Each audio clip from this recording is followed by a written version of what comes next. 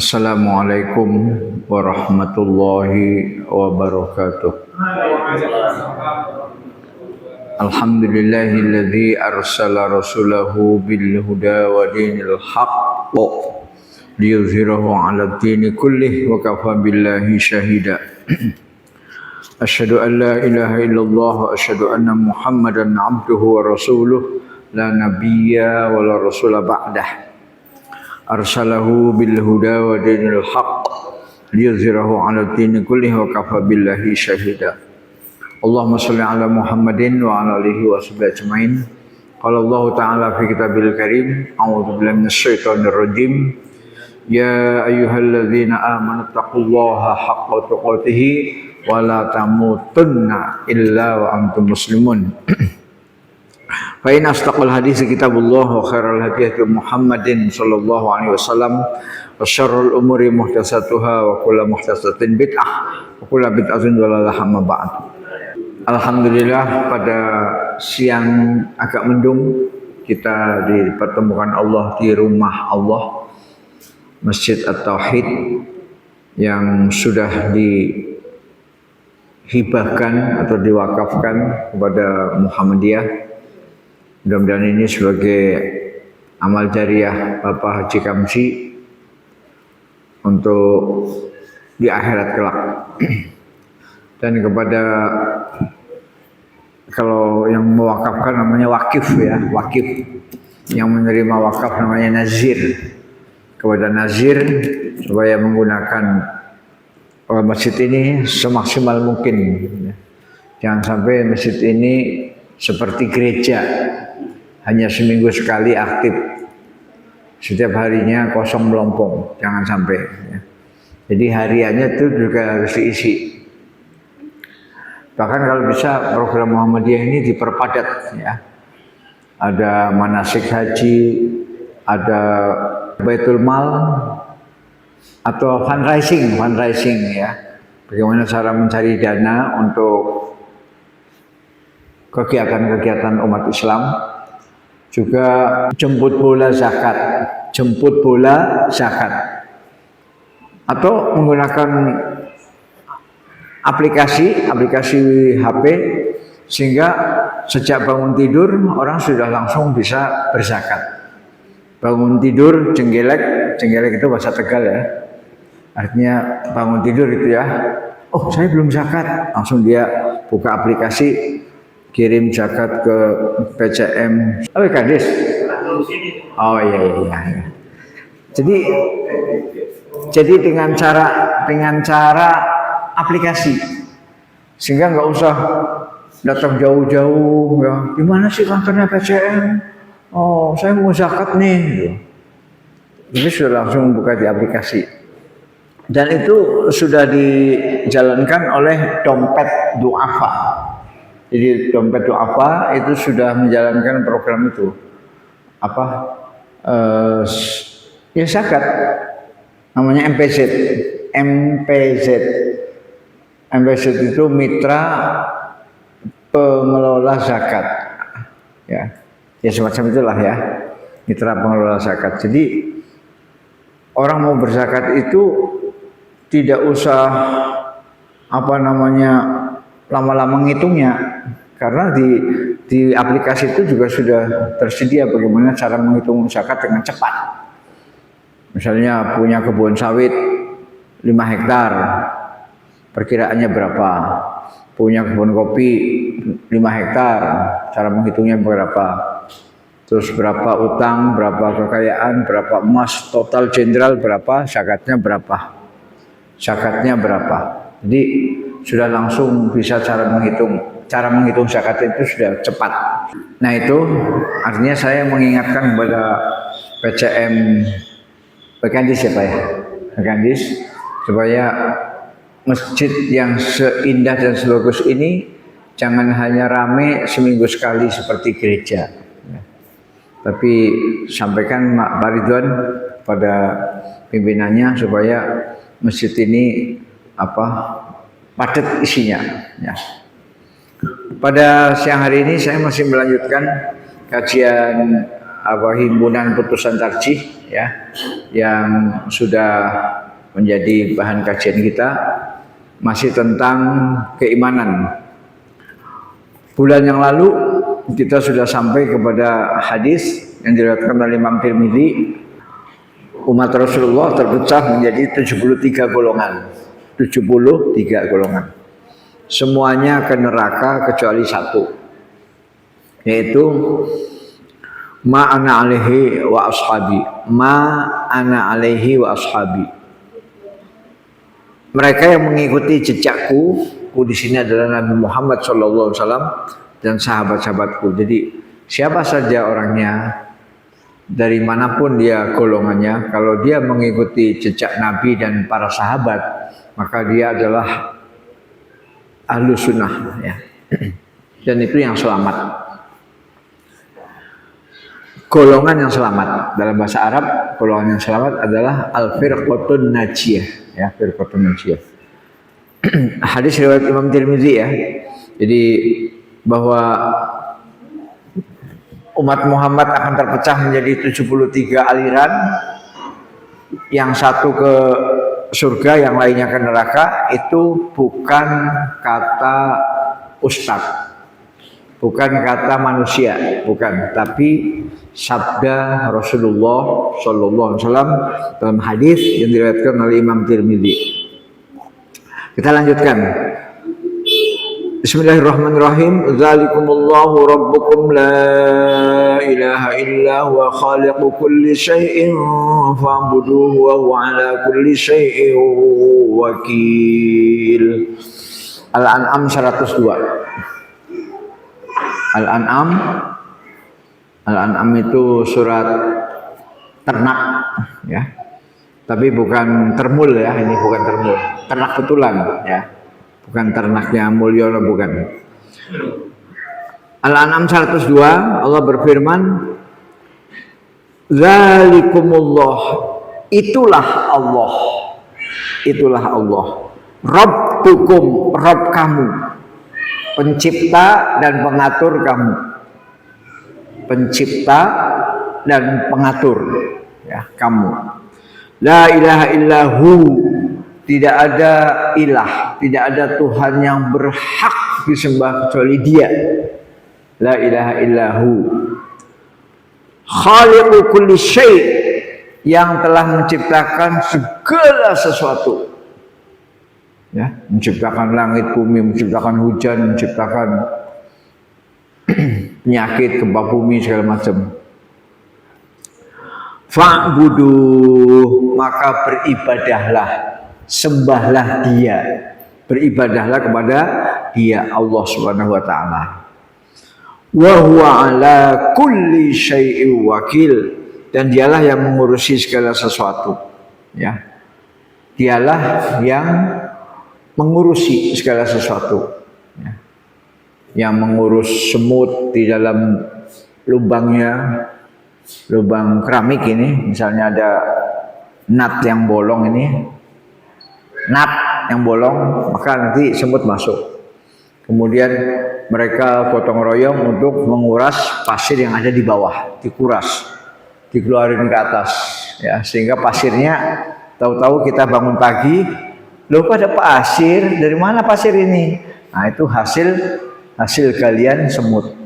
Itu juga dalam rangka diurus oleh Allah ya, wakil. Tadinya saya hampir salah baca. Saya pikir wa huwa ala kulli syai'in qadir. Ternyata bukan qadir, bukan, tapi wakil ya. Kalau qadir kan, dan Dialah Allah Maha Kuasa atas segala sesuatu. Qadir itu kuasa ya. Tapi ini wakil. Maka artinya yang mengurusi ya. Jadi Allah sebagai wakil ya, yang mengurusi ya, yang mengurusi. Jadi yang mengurus manusia juga Allah, yang mengurus gajah juga Allah, yang mengurus harimau juga Allah, dan lain-lain. Beberapa hari yang lalu saya buka di YouTube, gajah Sumatera keluar di kantor BRIN. Ya, jadi ada kantor namanya kantor BRIN.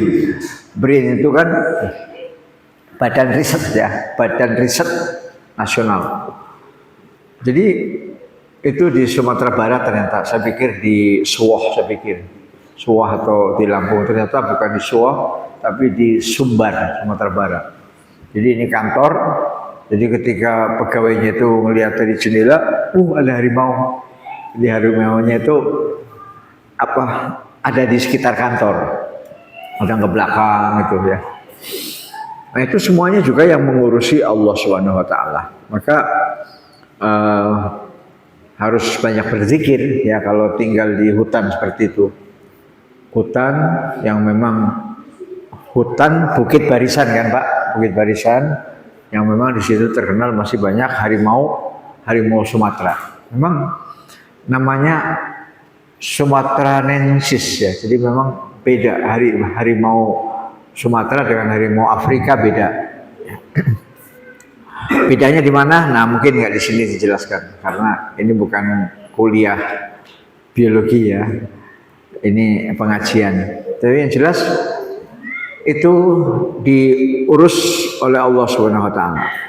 Sehingga ketika kita mengelola kebun binatang atau taman nasional yang dilindungi, TN namanya, TNBB, Taman Nasional Bukit Barisan, itu jangan lupa kita harus banyak zikir pada Allah. Supaya apa? Supaya Allah yang mengurusi harimau itu bisa menolong kita dan membantu kita supaya harimaunya itu oleh Allah diarahkan ke dalam gitu loh. Hei harimau, kamu jangan keluar. Ini wilayah manusia. Udah kamu ke dalam aja tuh. Ya. Jadi artinya jangan sampai putus dengan Allah Subhanahu Wa Taala ya, yang mengurusi harimau. Kalau kita sombong ya, saya bisa mengatasi harimau, awas. Tahu-tahu diterkam udah habis lah. Harus selalu kontak dengan Allah. Baik dengan membaca bismillah, baik membaca a'udzu bikalimatillahi tammah min syarri ma khalaq ya. Min syarri ma khalaq, dari kejahatan makhluk. Ya. Harimau itu kan makhluk kan? Harimau makhluk. Sama dengan Fir'aun, makhluk juga. Cuma bedanya Fir'aun itu menungso, ya. Harimau itu kewan, ya, kewan. Itu Al-An'am 102 ya, ayatnya sangat indah sekali Pak. A'udzubillahi minasyaitonirrajim. Dzalikumullahu rabbukum la ilaha illa huwa khaliqu kulli syai'in fa'buduh wa huwa ala kulli syai'in wakil. Al-An'am 102. Jadi kita ini sedang membahas dalil-dalil yang berhubungan dengan akidah. Ya. Makanya di sini al-adillah ya. Al-adillah itu dalil-dalil. Kemudian yang berikutnya surat Qasas 88 ya, surat Qasas. Qasas itu jamak dari al-kisah, kisah. Jadi kalau kisah satu, kalau kisahnya banyak, kisah Nabi Musa, kisah Nabi Daud, kisah Nabi kalau kisahnya banyak namanya Qasas, yang khusus. Surat Al-Qasas ayat 88. A'udzubillahi minasyaitonir rajim. Wa la tad'u ma'allahi ilahan akhar la ilaha illa huwa kullu syai'in halik. La ilaha illa huwa kullu syai'in halikun illa wajhahu lahul hukmu wa ilaihi turja'un. Artinya, wala tad'u ma'allahi ilahan akhar. Janganlah kamu berdoa, memanggil. Ya, tad'u itu kan menyeru ya. Janganlah kamu menyeru bersama Allah Tuhan lain. Ya. Artinya jangan kita beribadah kepada Tuhan selain Allah. Jangan kamu memohon, meminta tolong, berdoa kepada Tuhan selain Allah, ya. Wala tad'u ma'allahi ilahan akhar. Di sini terjemahnya, dan janganlah engkau memohon kepada Tuhan lain di samping Allah, ya. Jadi kalimatnya kalimat di samping, ya, ma'allah, ya. Artinya selain Allah, ya.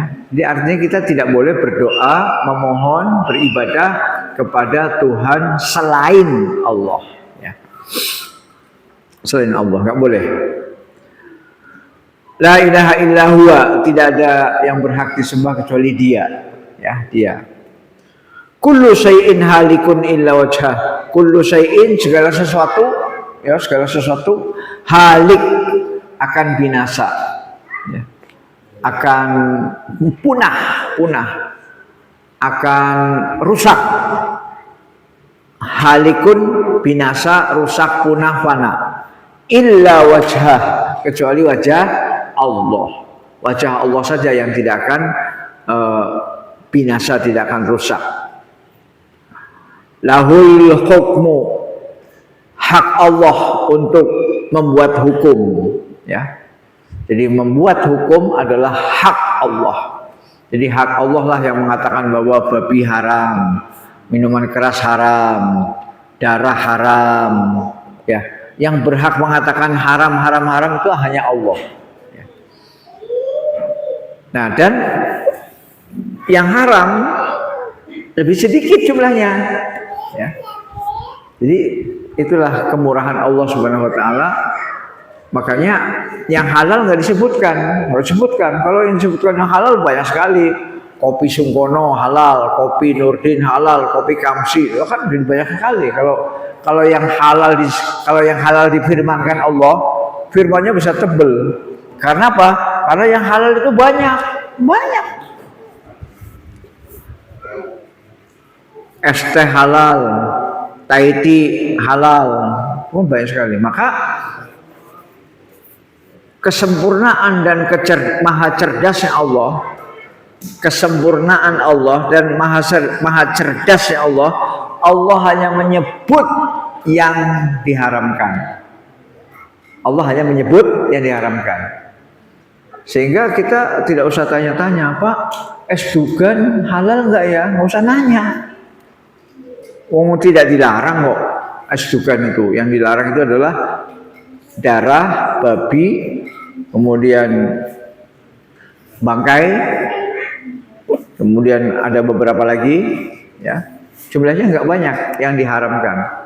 Ditambah dengan hadis, yaitu hewan buas, mulai dari kucing sampai macan, harimau, ya.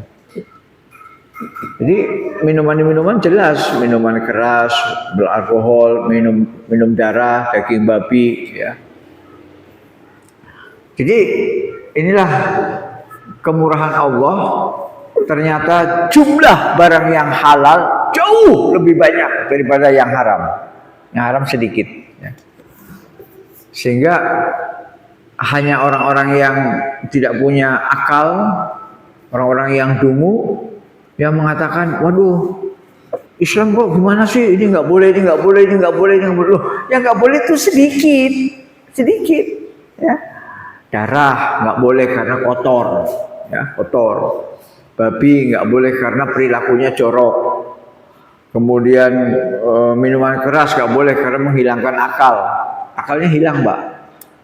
Ya. Kemudian bangkai tidak boleh karena dia berkumpul jutaan virus, ya, bakteri. Namanya bangkai.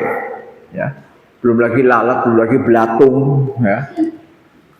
Jadi, yang Allah larang itu yang buruk-buruk, bukan yang bagus-bagus. Yang bagus-bagus gak dilarang. Lahul hukmu, hak Allah lah membuat hukum, ya. Wa ilaihi turja'un, dan kepadanya lah semuanya akan dikembalikan. Jadi kepada Allah semuanya akan pulang, ya, akan menghadap. Nah, mari Bapak-bapak, sebelum kita benar-benar pulang menghadap Allah, kita persiapkan bekal yang baik, sehingga ketika kita bertemu dengan Allah, kita akan bertemu dengan senyum. Ya, itulah yang dikatakan dengan radhiyatam mardiyah. Ya. Ya ayyatuhan nafsul mutmainnah irji'i ila rabbiki radhiyatam mardiyah wadkhuli fi ibadi wadkhuli jannati. Ya. Wahai jiwa-jiwa yang tenang, ya ayyatuhan nafsul mutmainnah irji'i ila rabbik. Ya. Ayo pulang kepada Tuhanmu. Radhiyatam mardiyah, pulang dengan sukacita, pulang dengan senyum, dengan gembira. Ya, jadi mati menghadap Allah senyum. Ya, dia senang menyambut kematian itu, senang dia, bukan takut. Bukan, jangan, bukan, nggak begitu, nggak jangan, nggak. Tapi alhamdulillah, saya akan ketemu dengan saya akan berjumpa dengan keharibaan Allah. Senang dia. Sehingga Allah juga memanggil, fadkhuli fi ibadi wadkhuli jannati. Masuklah ke dalam golongan hamba-hambaku, yaitu orang-orang yang beriman, dan masuklah ke dalam surgaku. Ya. Alangkah enaknya kalau dipersilakan untuk masuk ke dalam surga Allah. Bapak ketemu Prabowo, kemudian dipersilakan, silakan masuk, ini kamar Bapak, silakan masuk, ini kamar anak-anak, ya, dalam sebuah istana yang mewah. Atau istana yang mewah di mana saya nggak tahu, apa di Cipanas, apa di Bali, apa di Bogor, apa di dekat Monas, pokoknya istananya sempurna lah. Ya, tajri min tahtihal anhar, di bawahnya mengalir sungai-sungai. Kemudian buah-buahan tinggal pencet aja, mau apel tinggal pencet, cet, nanti keluar apel. Mau pisang tanduk tinggal pencet, cet, pisang tanduk. Ya, mau pisang tanduk yang sudah jadi crispy tinggal pencet, cet, ya, yang sudah jadi crispy, yang ada menteganya. Ya. Nah, kalau bapak-bapak ketemu Pak Prabowo kemudian dipersilakan, ini Pak, kamar Bapak sebelah sini, ini kamar anak-anak sebelah sini, kira-kira seneng nggak? Nah, seneng dong. Tapi kalau dicuekin,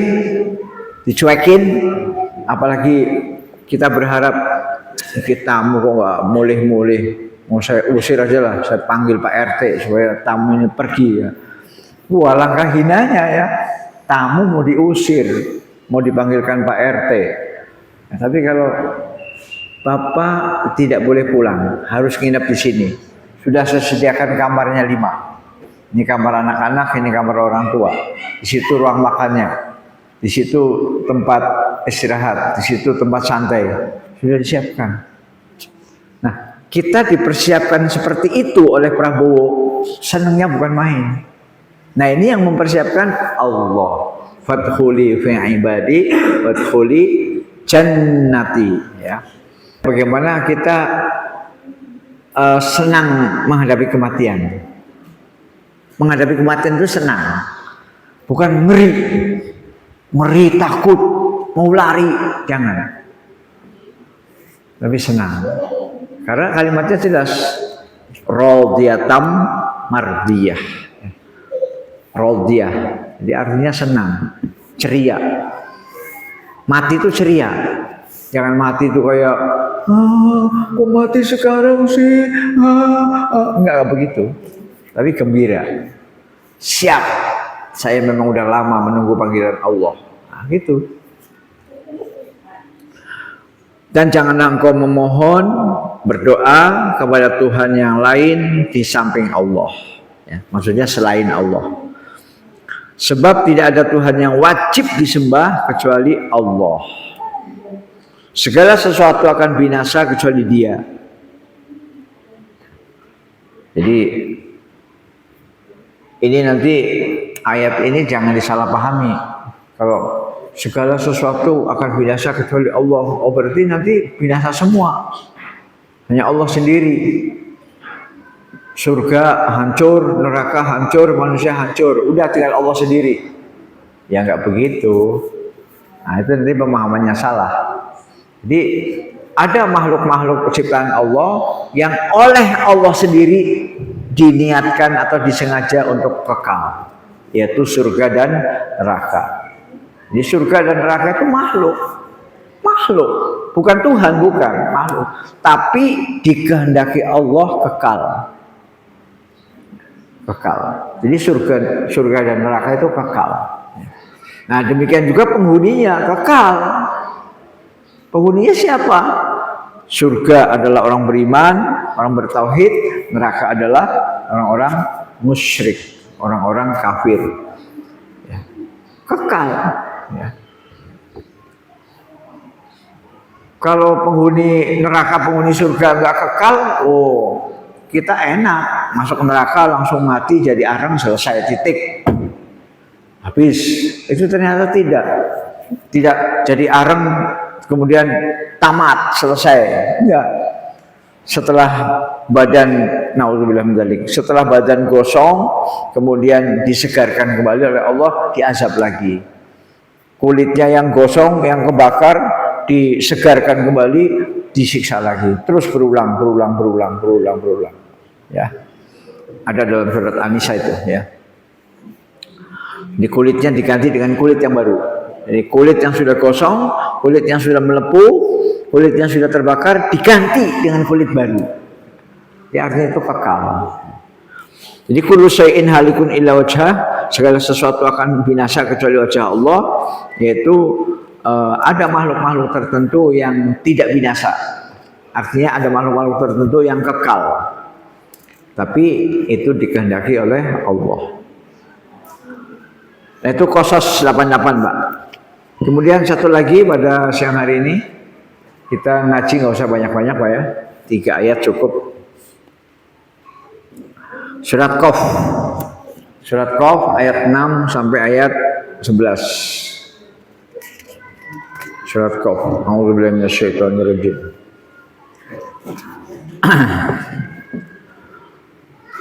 أفلم ينظروا إلى السماء فوقهم كيف بنيناها وزيناها وما لها من فروج والأرض مددناها وألقينا فيها رواسي وأنبتنا فيها من كل زوج بهيج تبصرة وذكرى لكل عبد منيب وَنَزَّلْنَا مِنَ السَّمَاءِ مَاءً مُبَارَكًا فَأَنبَتْنَا بِهِ جَنَّاتٍ وَحَبَّ الْحَصِيدِ وَالنَّخْلَ بَاسِقَاتٍ لَهَا طَلْعٌ نَضِيدٌ رِزْقًا لِلْعِبَادِ وَأَحْيَيْنَا بِهِ بَلْدَةً مَيْتًا كَذَلِكَ الْخُرُوجُ. Surat Qaf ayat 6 sampai 11. Artinya, afalam yang zuru, apakah belum kamu melihat? Yang zuru itu meneliti, ya, memperhatikan, bukan hanya sekedar melihat. Dikatakan kapuk bukan, dikatakan garis bukan, semi. Nah itu ya. Nah, perpaduan antara bentuk awan plus dengan sinar matahari plus dengan macam-macam, maka langit itu sangat indah. Maka di sini disebutkan wazayyannaha.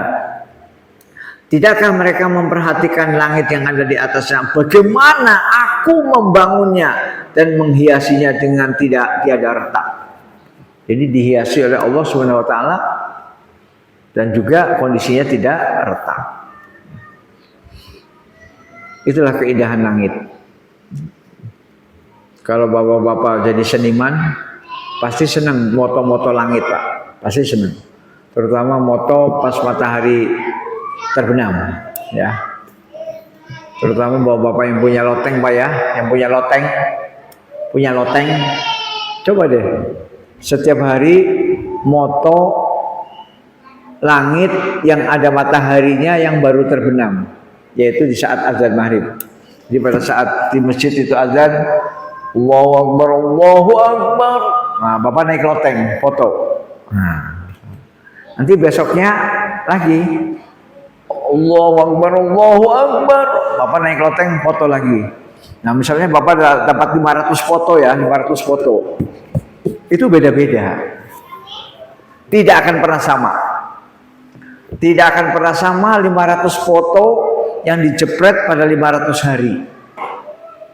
Nah, tidak sama. Oh, ini agak kuning ya. Oh, ini agak putih ya. Oh, beda ya. Itulah keindahan langit, Pak. Itu kalau orang seniman senang pakai gitu itu, senang. Ya, apalagi kameranya bagus kan? Kameranya bagus yang panjang itu. Tetapi meneliti.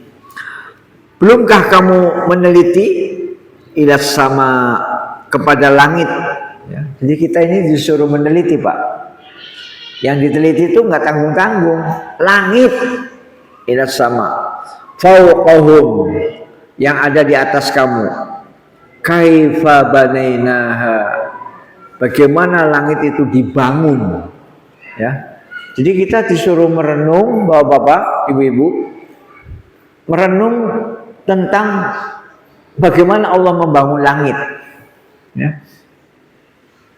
Masya Allah, yang begitu sangat amat luas. Tidak ada yang bocor, tidak ada yang retak. Sedangkan manusia bikin apa? Bikin langit-langit ini, langit palsu lah ini, langit-langit. Itu kadang dibocor sana bocor, dibocor sana bocor, dibocor sana bocor. Sementara langit Allah itu sempurna. Kaifa banainaha. Jadi bagaimana proses membuat langitnya itu? Ya. Kok bisa sampai sebegitu gede dan lebar? Bahkan bukan hanya membangun, wa zayyannaha, dan memperindah langit.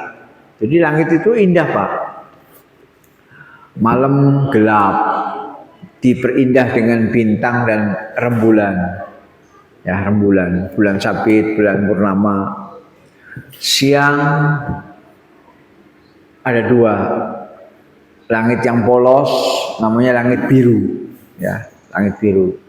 Kemudian langit yang tidak polos. Yang tidak polos berarti bercampur dengan awan. Ya. Awan dua macam.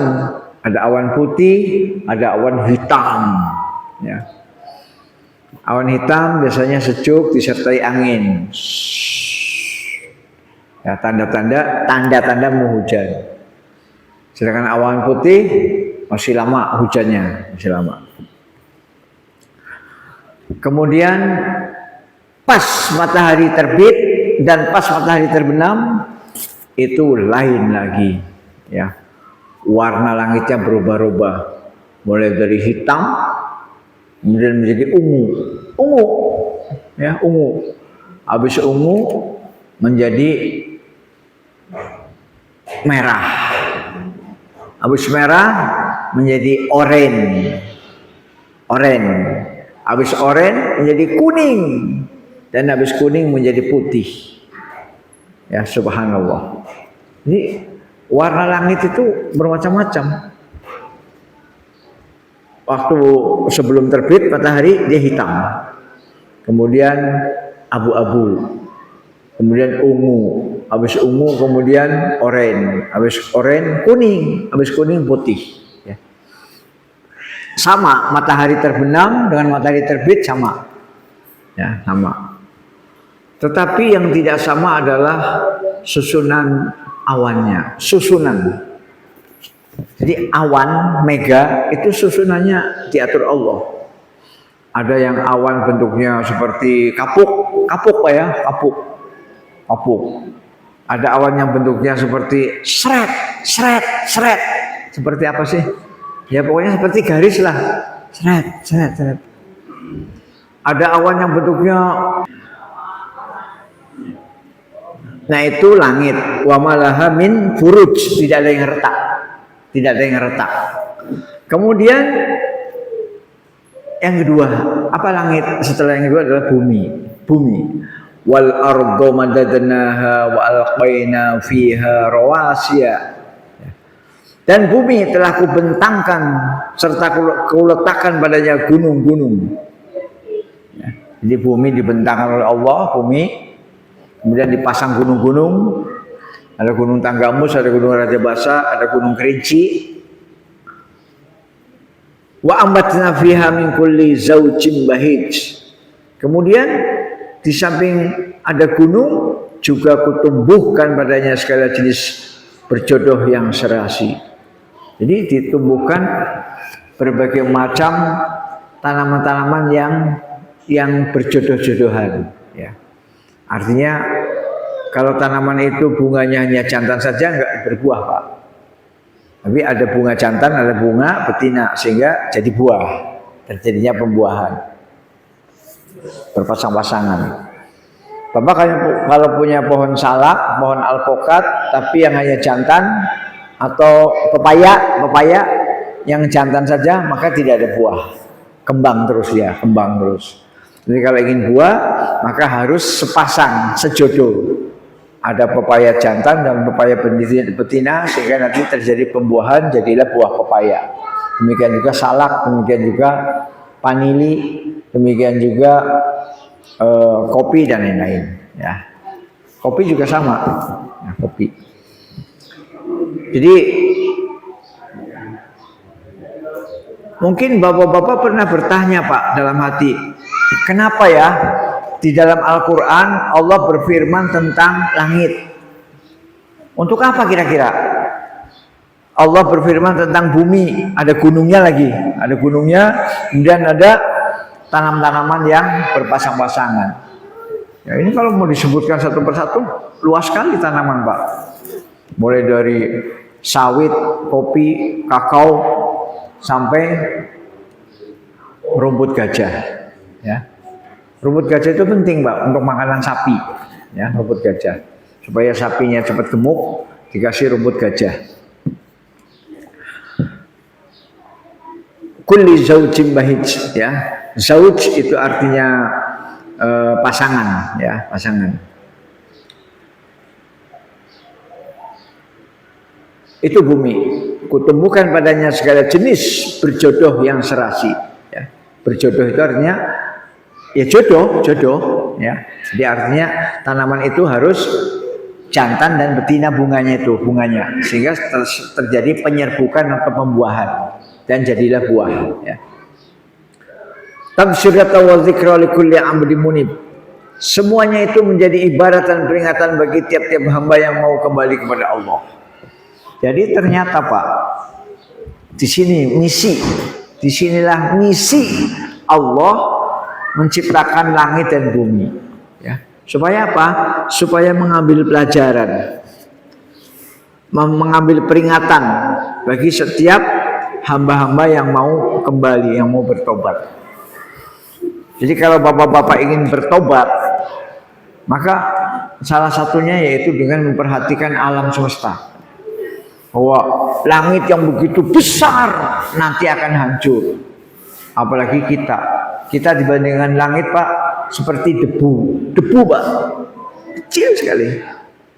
Kita dibandingkan dengan bumi ini, Pak, bumi ini seperti debu. Bumi ini besar sekali, Pak, bumi ini besar sekali. Kita itu seperti debu, ya, nggak kelihatan apa-apa. Nah, sehingga kita harus betul-betul kembali kepada Allah, bertobat kepada Allah, berzikir kepada Allah, ya. Munib, ya. Munib ini berdoa, apa? Tobat, ya, tobat.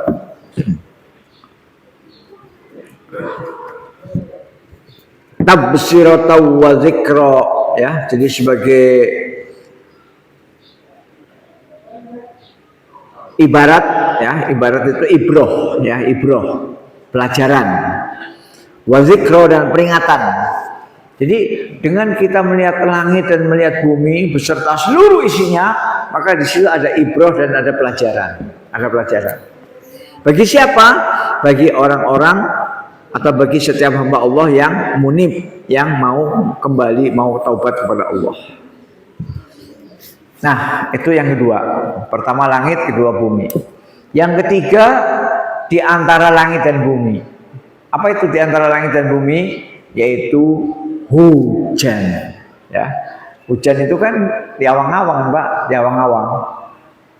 Apa awan tadi yang saya bilang, awan itu ada yang putih, ada yang hitam. Itu kan nggak nempel di bumi, nggak nempel di langit kan, di tengah-tengah. Wa nazzalna minas samaa'i ma'an mubaraka, dan kami turunkan dari langit, padahal bukan dari langit. Ya di awang-awang ya. Tapi untuk bahasa gampangnya dari langit gitu ya. Dan kami turunkan dari langit ma'an, air mubarakan, air yang penuh berkah. Jadi air hujan menurut Al-Quran adalah air yang penuh berkah ya. Sehingga insya Allah kalau kita mau hujan-hujanan, insya Allah dapat berkah ya. Yang penting hujan-hujanannya jangan lama-lama ya, cukup 5 menit lah. Apalagi sudah tua-tua begini kan, jadi jangan lama-lama, takutnya nanti darahnya beku ya.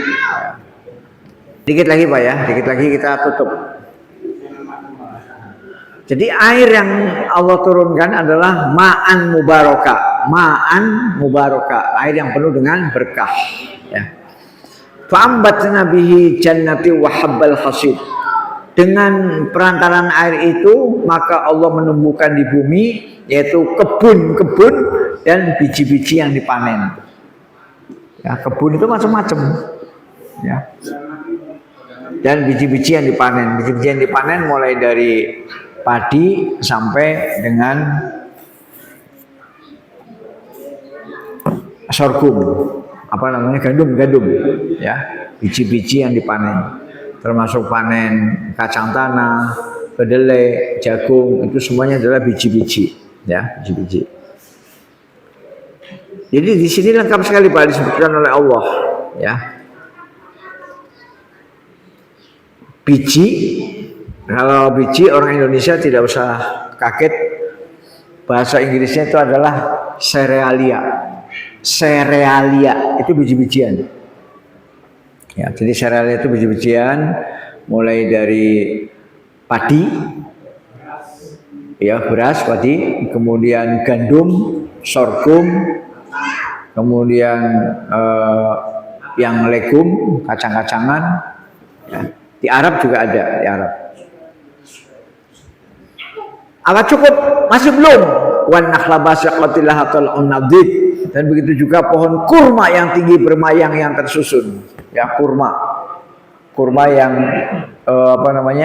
tersusun-susun mayangnya itu. Ya, sehingga kalau melihat kurma matang itu Masya Allah. Kurma matang di pohon. Subhanallah. Rasanya ngiler betul. Ya. Yang saya nggak habis pikir gulanya itu dari mana, ya? Karena kan dari padang yang tandus kan, padang pasir yang tandus. Kok di tengah padang pasir yang tandus kok ada gula? Nah itulah kebesaran Allah Subhanahu Wa Taala. Ya. Para ahli biologi juga masih belum bisa menjawab. Paling dia hanya mengatakan, oh itu hasil fotosintesis. Nah itu. Padahal hasil fotosintesis itu bukan gula, tapi glukosa. Ya, gula sederhana. Ya, gula sederhana.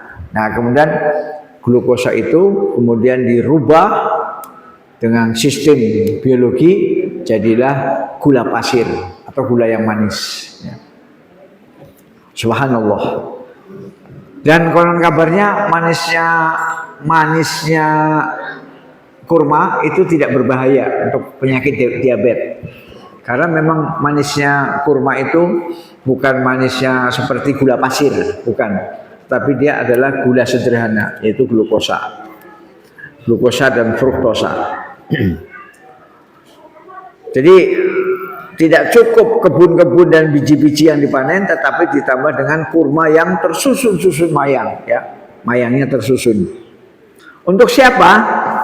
Rizqul lil ibad, sebagai rizki bagi hamba Allah. Ya. Jadi yang Allah tumbuhkan itu rezeki, termasuk apa itu? Yang lurus tangan saya itu. Sukun apa ya? Sukun itu.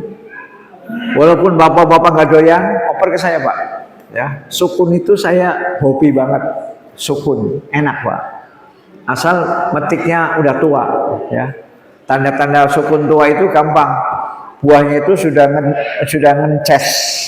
ngences apa itu getah, ya. Jadi kalau buahnya itu sudah penuh dengan getah yang dilewer, itu udah tua. Tapi kalau buahnya masih mulus, itu masih muda, ya. Nah, saya perkirakan kenapa dia ngences keluar getahnya, karena mungkin malam hari itu digaruk-garuk sama kalong. Kalong itu apa sih kalong? Kelelawar. Nah, kelelawar itu kan kerjanya malam, Pak. Kerjanya malam, ya. Nah, dia nempel di situ garuk-garuk. Nah, ternyata keluar getahnya. Nggak jadilah. Kan kalau kelelawar kan maunya biji-bijian yang manis, ya, biji-bijian yang manis. Seperti kelengkeng, ya. Kelengkeng di depan rumah saya itu habis dimakan oleh kelelawar. Alhamdulillah Pak, kelengkengnya kelengkeng yang nggak enak. Alhamdulillah. Kelengkengnya kelengkeng yang bijinya gede, ya. Kulitnya tipis banget. Nah, tiap pagi itu bijinya di bawah itu, bijinya di bawah. Ya, karena malam hari itu dimakan sama kelelawar. Nah, kalau yang biji-bijian kayak begitu kelelawar suka. Tapi kalau pas yang gede kayak sukun, dia paling hanya garuk-garuk aja gitu. Pas garuk-garuk keluar getahnya kan, terus dia tinggal pergi. Nah, jadi itu semua adalah rizqul lil ibad, rizki untuk kita Pak. Wa ahyana bihi baldatan maitan kadzalikal khuruj. Dan dengan demikianlah kami menghidupkan bumi sebagaimana hari kebangkitan. Ya. Dengan demikianlah aku hidupkan tanah yang tandus, mati, dan demikian pula membangkitkan dari kubur.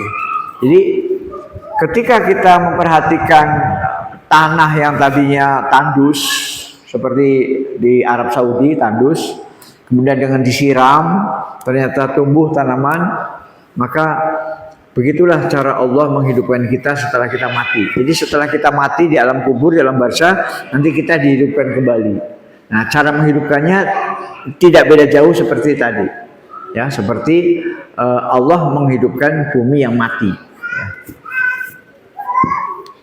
Wa ahyayna bihi baldatan maita. Baldah itu negeri Pak ya. Baldah itu negeri. Baldatun thayyibatun ya. Maita itu mati, gersang ya. Kami menghidupkan dengan air itu negeri yang mati atau bumi yang mati, yang gersang. Kadzalikal khuruj, demikian pula Allah nanti akan menghidupkan kita setelah kita di alam barzah. Ya. Jadi cara Allah menghidupkan kita kembali dari alam barzah itu nggak beda jauh dengan Allah menghidupkan bumi yang tadinya tandus kemudian tahu-tahu tumbuh tanam-tanaman. Nah, saya kira sampai di sini dulu, sampai surat Qaf ayat 11 ya. Mudah-mudahan bermanfaat. Baik. Assalamualaikum warahmatullahi wabarakatuh. Alhamdulillahirabbil alamin. Allahumma shalli ala Muhammadin wa ala alihi wasallam. Amma ba'd. Ini berarti kan zuhur ya. Jadi pertanyaannya cukup satu. Memang seperti itu.